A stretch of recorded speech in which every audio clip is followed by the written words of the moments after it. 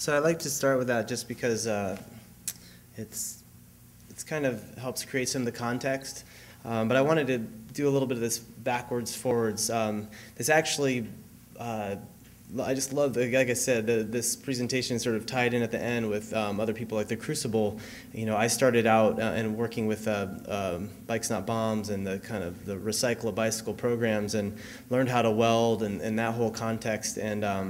And so I actually started in on doing bicycle design and extensions by, I first went down to Nicaragua in 1995 and worked with a group of war-disabled men in Managua.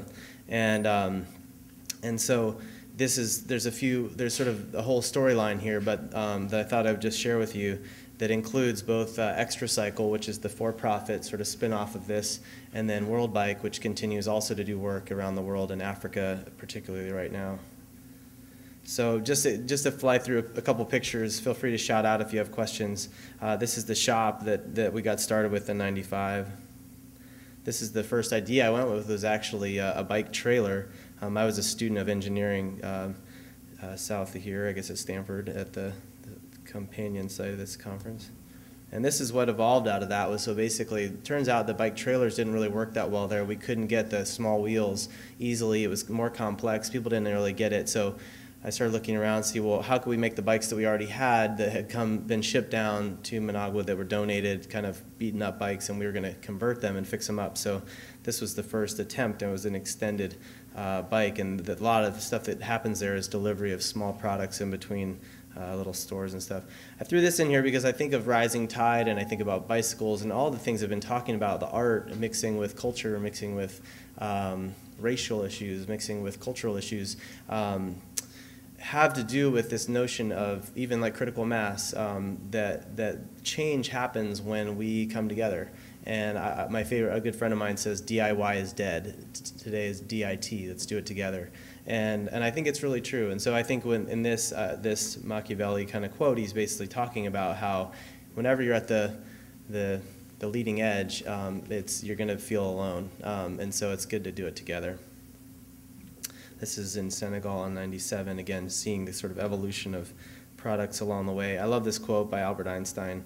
I think it's pretty accurate to all of us who are in the world of, trying to make good things happen. So just a few little pictures of World Bike. This is in Africa carrying bread, an orphanage there. This is in a workshop making the extensions that we do. I'd say Bikes That Haul for all. I also just threw this one in here. I was getting some inspiration out of that. I think, again, you gotta, I thought for me it was like the bird was like the bike industry, and we were like the frog, and it was like, who could outlast the resistance, so that's us. I think we've survived now, so the bird's about to hack us up. I thought this was pretty cool. Somebody just sent this out, but anyway, this idea, he said, if I believed in God, this photo would make me think he or she created the Extracycle. I thought that was kind of cool. Anyway. So a lot of this has been about trying to figure out how you introduce something that was previously very uncool, cargo bikes, and how do we weave them into our lives so that much like cars are the only ways that we can carry our kids or our passengers and our stuff around, now there's an option to do that with the bicycle. So we say it has a back seat and a trunk, but logic will only get you so far. You have to actually kind of weave yourself into the culture, so that's what we've been working on.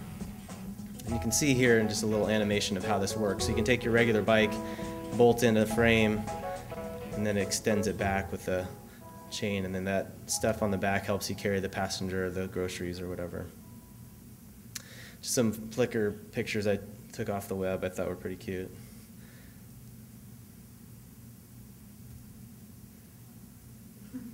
Well, bringing your family together. Again, just pretty epic, this guy's going on the pretty cool little bike ride with his kids.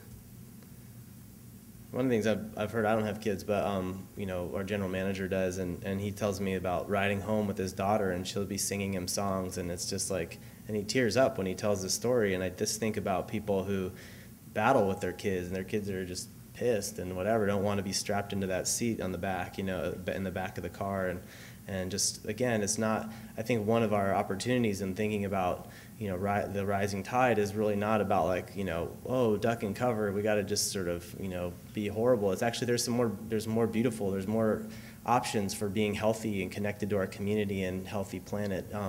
All of that can be possible actually while doing something that we love and actually have a greater connection to our families or to our bodies or to our communities. This is a kind of a cool thing just to throw in, which is, again, some of the themes of this conference, or this talk in particular, about how we do things together. And one of the inspirations for us was opening this up. So we stole the idea, you know, and it's not really officially sort of open source because the app sort of applies to software, but we call what we've done by making our platform sort of we do have a patent, but we basically published online the dimensions too, so people can make bikes that work with all of our accessories. So this is a frame builder in Portland, and this was a commissioned bike. It's gorgeous, you know, better looking than anything I've made. So anyway, there's just a few pictures. Happy to answer questions, but it's a real honor to be here, and everybody here just seems like they're up to great things, so keep up the good work.